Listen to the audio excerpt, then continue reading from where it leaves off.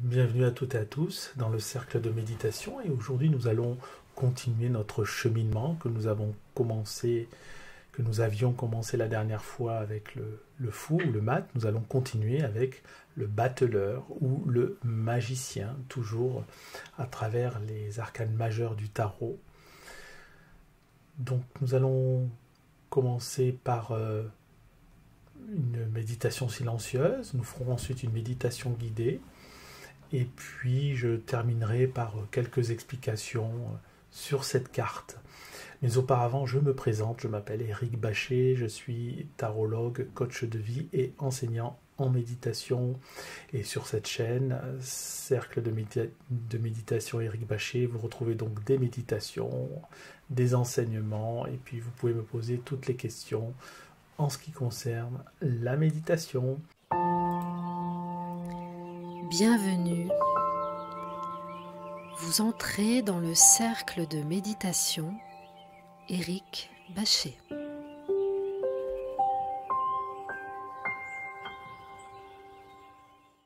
Nous revoici. Je vais mettre une représentation en haut à gauche et en haut à droite de l'écran. Comme ça, vous pourrez les observer quelques instants. Et puis, nous allons tout simplement commencer. Donc, je vous demande de vous installer confortablement, mais pas trop, de manière à garder la colonne vertébrale droite. Si vous êtes sur un siège comme moi, ne vous adossez pas au siège, hein, vous décollez le dos légèrement du siège, vous mettez vos mains, moi je les mets à plat sur les cuisses ou les genoux, et vous pouvez les garder à plat ou lever, simplement s'asseoir. Hein. Zen, ça veut dire s'asseoir, tout simplement. Hein. C'est pas compliqué à la base, même si après ça peut le devenir, mais on va dire qu'à la base, la méditation, il n'y a rien de compliqué, c'est juste s'asseoir. Voilà, et observer. D'accord ?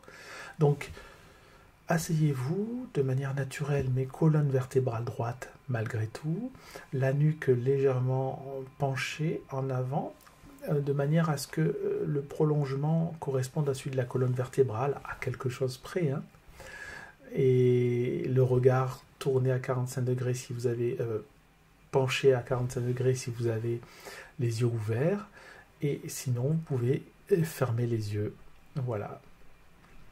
Desserrer la mâchoire. Vous pouvez également coller la langue, le bout de la langue sur le palais du haut. Voilà. Les dents, puisque la mâchoire est desserrée, les dents ne se touchent pas. Voilà, vous y êtes. Bon, mais écoutez, c'est parfait. Nous allons partir en méditation pendant quelques minutes et puis nous allons continuer le cheminement que nous avions commencé la dernière fois.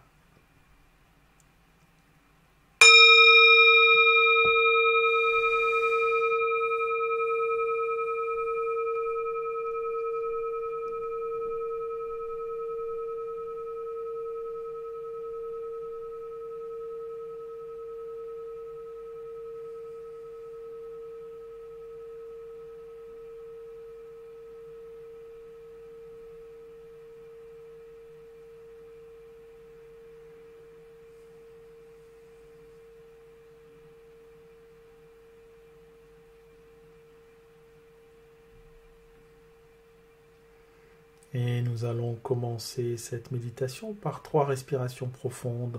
Donc je rappelle, on inspire par le nez, on bloque une seconde et on souffle par la bouche. Et on fait cela à 3 reprises. C'est parti. On inspire par le nez. On bloque et on souffle.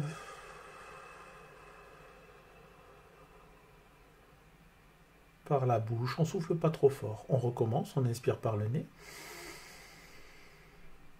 On bloque et on souffle.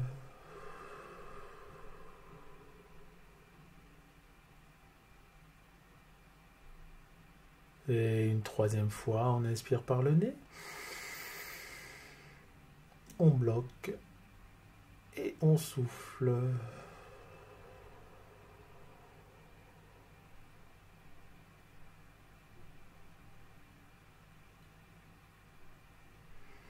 Et vous restez à présent dans cette position de repos naturel, cette position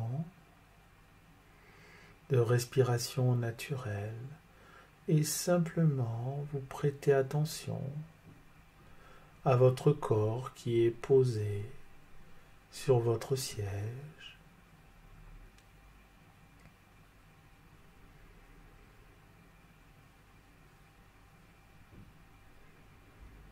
Vous prenez attention à votre respiration qui se pose naturellement dans votre corps.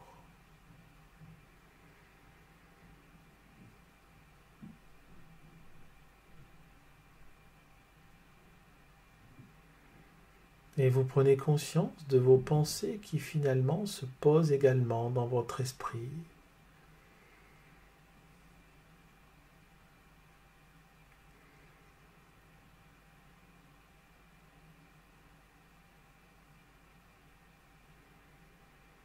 Tout se dépose et se redépose.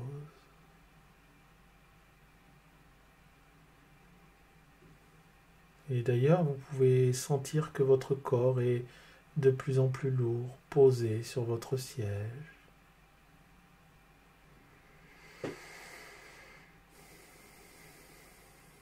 Prenez simplement conscience de cela. Et vous êtes bien.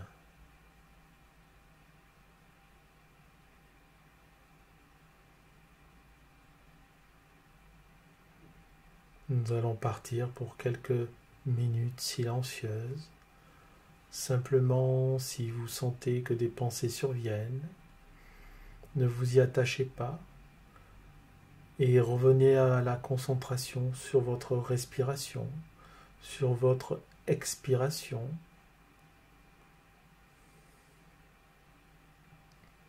Et ne vous en voulez pas puisque les pensées qui arrivent font partie de la méditation.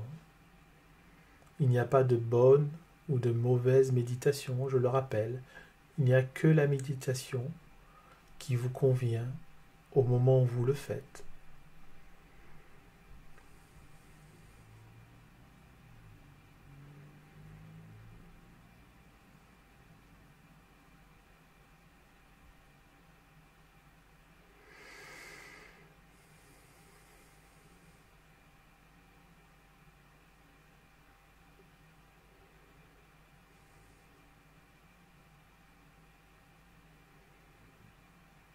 Il se peut aussi que vous sentiez vos épaules tomber. C'est le signe que la relaxation se fait un peu plus intense, que le calme se fait un peu plus profond. Et cela doit vous inciter à continuer, sans rien attendre. Restez assis, concentré sur votre expiration.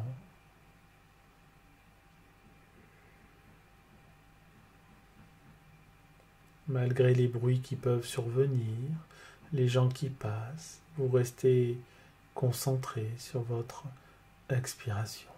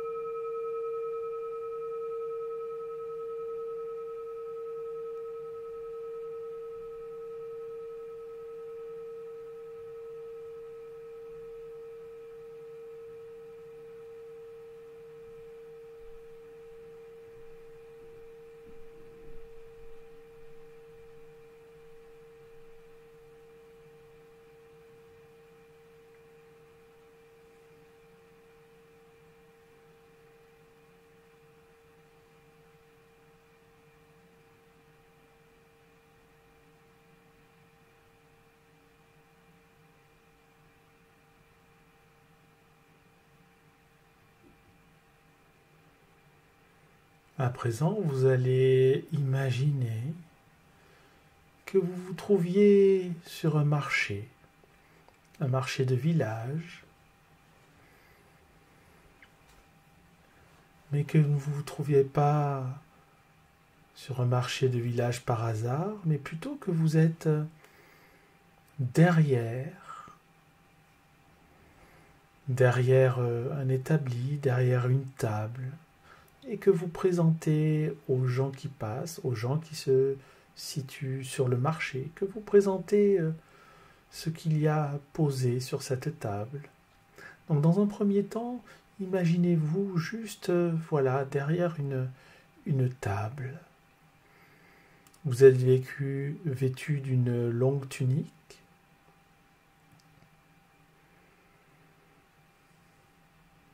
Et sur cette table, il y a différents objets que vous pouvez regarder, mais il y a 4 objets qui retiennent votre attention. 4 objets qui sont particuliers puisqu'ils font penser aux 4 éléments. Vous avez tout d'abord le denier ou le pentacle qui est connecté à la terre. Prenez en main ce gros denier, ce gros pentacle, soupesez son poids.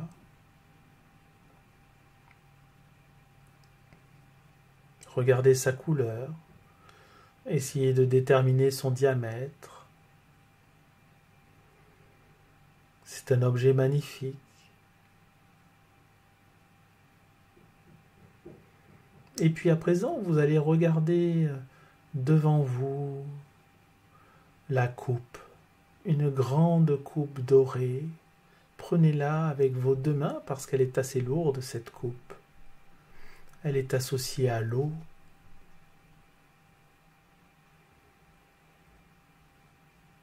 Regardez l'intérieur de la coupe, la profondeur, soupesez son poids.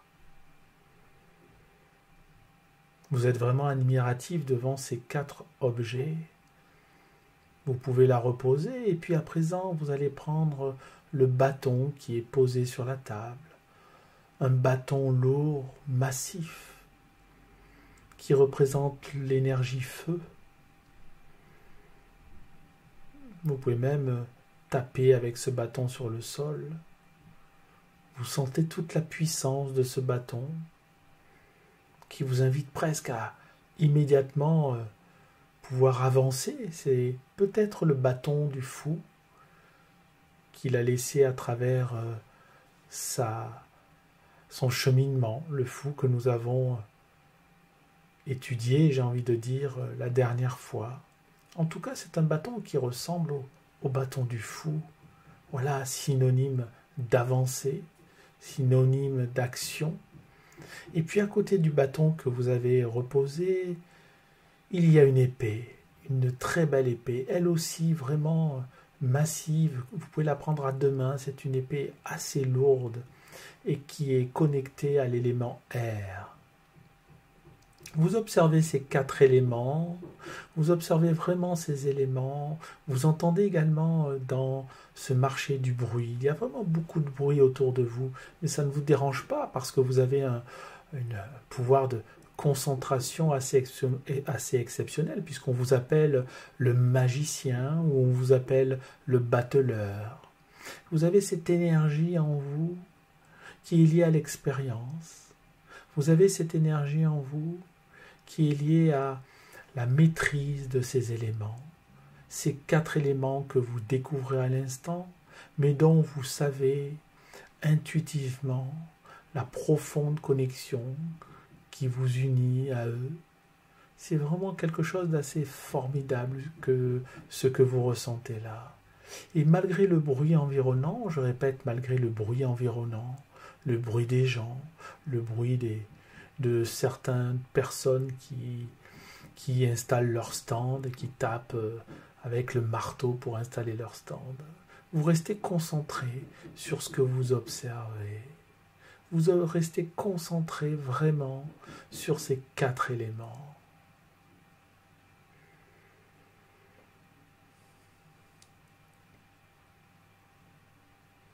Vous pouvez maintenant doucement regarder les gens qui passent, l'installation du marché qui est en train de se faire, les gens qui passent pour acheter des poulets, des poules. Il y a des retardataires qui installent leur stand, qui terminent d'installer leur stand. Et vous, vous êtes prêts et vous attirez tous les regards. C'est-à-dire que chaque fois que quelqu'un passe, il ne peut s'empêcher de vous regarder, car vous avez quelque chose de magnétique. C'est aussi peut-être pour ça qu'on vous appelle le magicien ou la magicienne, bien évidemment. C'est aussi pour ça que l'on se sent attiré par vous, que l'on a envie de vous écouter parler, de vous regarder bouger, parce qu'on sait que vous êtes lié à ces 4 éléments fondamentaux que sont la terre, que sont l'eau, que sont le feu, que sont l'air. Ces 4 éléments. Et ces 4 éléments, vous les avez parfaitement intégrés grâce à votre expérience, d'une part, mais également grâce à votre grande pratique, votre adresse, votre manière d'organiser, de travailler, votre manière de comprendre. Vous avez une intuition qui est phénoménale et une intuition qui n'est pas arrêtée, c'est-à-dire que à chaque instant, à chaque moment, chaque jour, au cours de votre vie, votre intuition se développe de plus en plus. Votre intuition se fait de plus en plus fine, votre intuition se fait de plus en plus grande. Et c'est grâce à votre pratique, car chaque jour, vous concentrez et vous regardez ces éléments comme si c'était la première fois que vous les voyez. Et pourtant, vous les connaissez par cœur. Et vous connaissez leurs secrets. Réfléchissez quelques instants. On va commencer par l'élémentaire, le denier. À quoi vous fait penser le denier? À quoi vous fait penser l'élémentaire? Prenez quelques instants, quelques secondes pour réfléchir à cela.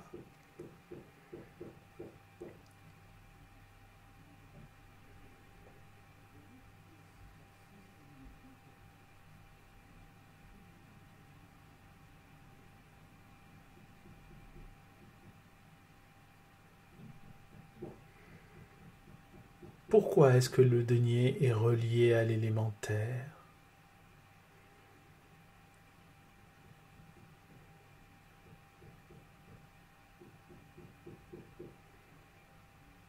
Eh bien parce que le denier est peut-être fait de minéral, de métal, qui eux viennent des profondeurs de la terre, tout simplement. C'est quelque chose qui vous permet aussi, puisque c'est relié à l'argent, n'est-ce pas, le denier, c'est quelque chose qui vous permet aussi d'acquérir des biens matériels. Et dans matériel, il y a le mot terre, matière, matère. À présent, vous allez prendre quelques secondes pour observer la coupe qui est devant vous. Vous pouvez même la reprendre en main. La coupe qui est reliée à l'élément eau. Prenez quelques instants pour savoir pourquoi cette coupe est reliée à l'élément eau.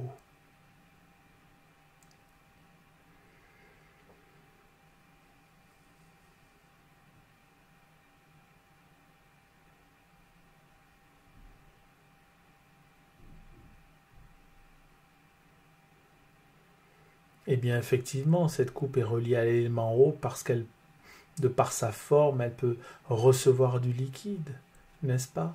Elle peut recueillir. Elle a une forme vraiment, une forme yin, c'est-à-dire une forme qui accueille, une forme qui ressemble à une matrice qui permet de recueillir ce qui ensuite peut germer.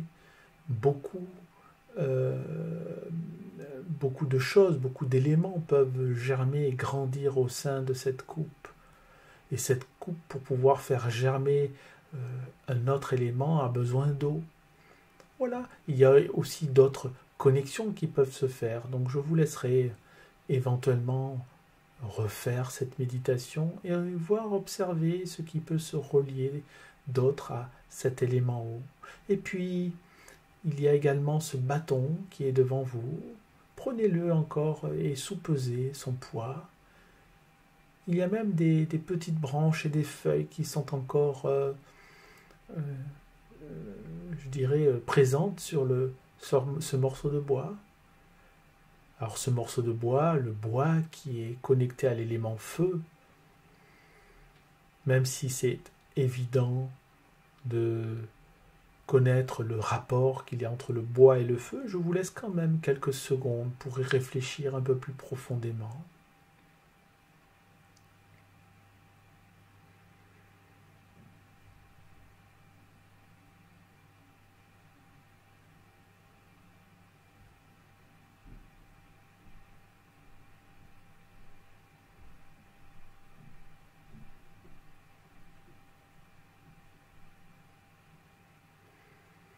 Et effectivement, le bois est relié à l'élément feu parce que vous avez compris que pour faire du feu, il faut du bois, voilà.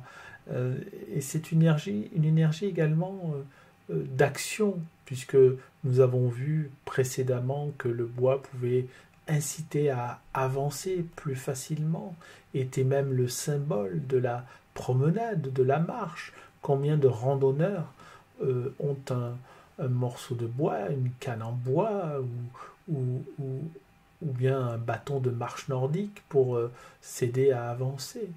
Et quand on arrive dans un âge avancé, que l'on a des problèmes pour marcher, tout simplement, pour avancer, effectivement, on nous préconise une canne, et on voit bien que cette canne est liée à le fait de continuer à avancer, continuer à agir. Et c'est quelque chose qu'il faut avoir en conscience, constamment. Voilà, ce bois est lié à l'action. Et puis, après avoir posé ce morceau de bois, vous pouvez observer cette épée. Alors l'observer, bien évidemment, mais également la soupeser, la prendre dans vos mains. Et elle est liée à l'élément air. Je vous laisse bien évidemment quelques secondes pour vous concentrer sur cette connexion entre l'épée et l'élément air.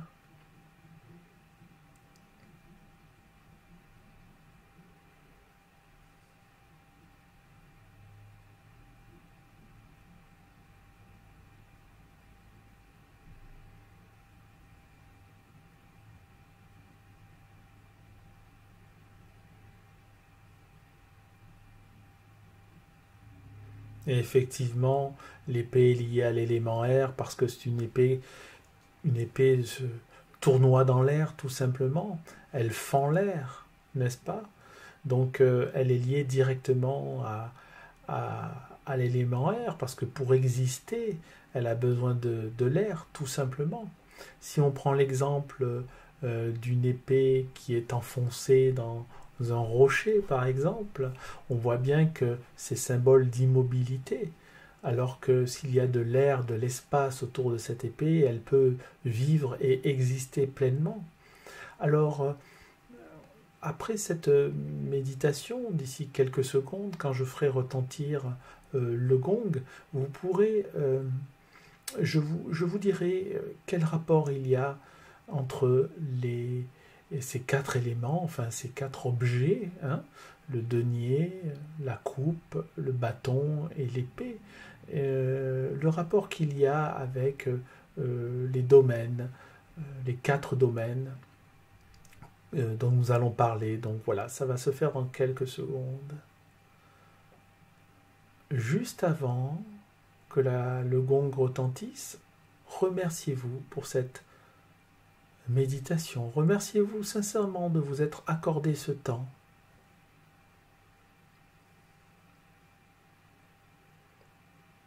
Car vous savez que peu de gens s'accordent ce temps, se donnent ce temps.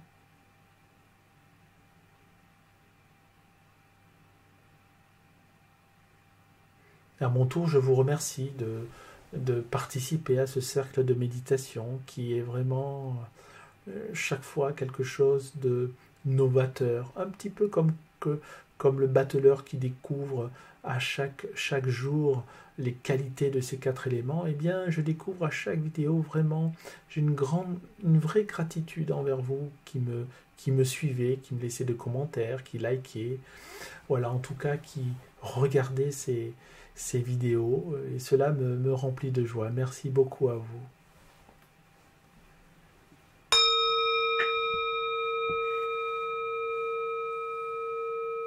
Et vous pouvez ouvrir les yeux doucement, si ça n'est pas déjà fait.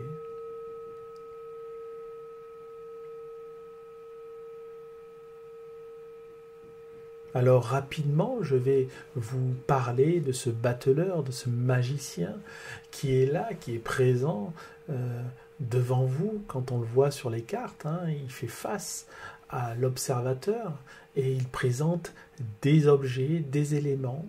Et je vais m'intéresser plus particulièrement aux 4 éléments dont on a parlé dans la méditation, avec le denier qui effectivement est relié à l'élément matériel. Comme je vous l'ai dit, le denier, puisque c'est aussi, on peut le considérer comme de l'argent, permet d'acheter et de s'approprier des biens matériels.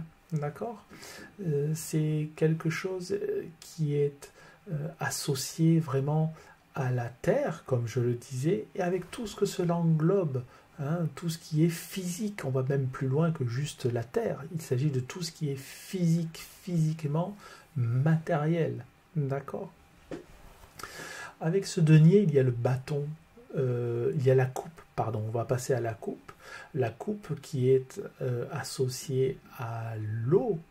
Hein, et l'eau, c'est quoi? Ce sont les émotions que nous ressentons, d'accord, puisque nous avons, vous savez que notre corps est constitué à 70% d'eau, et nous ressentons vraiment les effets notamment de la lune sur notre corps, parce que les marées existent, la lune permet à l'eau de monter ou de baisser. Pourquoi notre corps ne serait pas également soumis à cette fluctuation?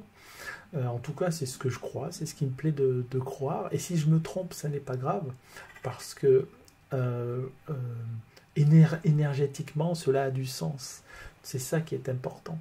Et cette eau qui est liée aux émotions nous indique, cette coupe qui est liée aux émotions et qui est liée à l'eau, donc l'élément eau, nous indique que nous pouvons accueillir nos émotions comme elles sont, sans forcément vouloir les trahir, c'est-à-dire quand je dis les trahir, vouloir les cacher, simplement en acceptant d'être comme cela ici et maintenant, comme par exemple quand on pleure, simplement accepter de pleurer, accepter l'émotion qui est liée à ces pleurs, et cela, vous comprendrez beaucoup de choses en faisant comme ça. Cela vous permettra de comprendre qu'il n'y a rien de véritablement tabou quand on le fait avec bienveillance et en acceptant ce que l'on est, tout simplement. Et puis il y a ce bâton qui est lié au feu. Le feu, c'est aussi le domaine passionnel, hein, le domaine, j'ai envie de dire, cardiaque, du cœur. Voilà aussi ce qui nous fait battre, ce qui nous donne envie, ce qui nous motive. Voilà, c'est ça le bâton. C'est le domaine vraiment du désir, de ce que nous voulons acquérir, ou de ce que nous voulons faire, de ce que nous voulons voir, de ce que nous voulons aimer. C'est ça le bâton. Hein, et qui nous incite, comme je l'ai déjà dit à plusieurs reprises, à avancer et à agir également. D'accord ? Et puis nous avons pour terminer l'épée, qui elle correspond donc à l'élément R, et l'élément R, c'est le domaine intellectuel, c'est ce qui nous permet de réfléchir. Alors est-ce qu'on est dans la conscience, dans l'inconscience? On est dans le mental en tout cas, on est véritablement dans le mental. Et cette épée nous permet de trancher d'ailleurs. Trancher, ça veut dire avoir une idée précise de ce que nous voulons faire. C'est ce qui nous permet de choisir aussi. Je veux, je ne veux pas. Nous tranchons dans un choix. C'est l'épée, c'est l'élément de l'épée qui nous permet de faire ça. Et puis, pour relier tous ces 4 éléments, il y a le battleur, il y a le magicien qui a eu la maîtrise de ces éléments, qui a la maîtrise de ces éléments et qui les utilise et qui les met en connexion et qui se connecte à eux aussi. C'est vraiment quelqu'un qui est dans la pratique et qui est dans l'excellence. C'est aussi, c'est pas quelque chose qui est né comme ça. J'ai parlé d'expérimentation et je parle également d'entraînement. On est véritablement dans l'entraînement. Un peu comme un magicien qui s'entraîne pendant des heures à faire tel ou tel exercice, on est exactement aussi dans ce type d'énergie-là, c'est-à-dire l'énergie de l'entraînement et de la pratique. D'ailleurs, on utilise le mot pratique en méditation. Hein, quand on dit que on a médité, on dit j'ai pratiqué. On ne dit pas forcément j'ai médité, on dit j'ai pratiqué. Il va sans dire qu'il s'agit de méditation. Voilà, j'ai pratiqué ou j'ai pratiqué une méditation. Donc on est vraiment aussi dans le domaine de l'entraînement dans la méditation. C'est aussi l'énergie du battleur. D'accord ? Et on tend vers une maîtrise. On essaye d'aller et d'être de mieux en mieux, si je puis dire, hein, avec des guillemets quand même. Mais on essaie de s'améliorer en tout cas. On essaie d'aller plus loin, d'être plus haut, plus grand, plus fort. Voilà, on va dire. Même s'il ne s'agit pas de ces adjectifs, ils sont pas vraiment bien choisis, mais c'est pour que vous compreniez qu'on parle d'amélioration. Bien évidemment, je parle d'amélioration du cœur tout d'abord, et notamment des qualités humaines, comme le dit Mathieu Ricard, des qualités humaines que sont la bienveillance, la compassion et bien d'autres. Mais déjà, rien que la bienveillance et la compassion, si nous en étions tous lotis, nous vivrions dans un monde formidable déjà, rien qu'avec cela. Donc voilà, n'hésitons pas à travailler là-dessus. En tout cas, je vous remercie. N'hésitez pas à me mettre en commentaire ce que vous pensez de cette méditation, si cela vous plaît, si vous voulez que je continue ou pas, ou si vous avez d'autres suggestions liées aux cartes du tarot ou d'autres oracles. Je compte continuer quand même au niveau des arcanes majeures, sauf si tout le monde me dit stop, ça me plaît pas. À ce moment-là, pourquoi pas, parce que je suis là aussi pour vous permettre d'avoir un certain plaisir, une certaine qualité d'observation, et si vous êtes dans quelque chose qui ne vous plaît pas, je suis comme la coupe, j'accueille ce qui se présente à moi, hein, et ce qui permet aussi de s'adapter. La coupe s'adapte, hein, forcément à ce qu'elle contient. Voilà, peut-être que c'est ce qu'elle contient qui s'adapte à la coupe aussi. On peut y penser. En tout cas, n'hésitez pas à regarder de nouveau cette vidéo, à pratiquer de nouveau cette méditation pendant les jours qui viennent, à la pratiquer plusieurs fois. Et puis vous pourrez me dire quels effets vous ressentez à travers cette pratique.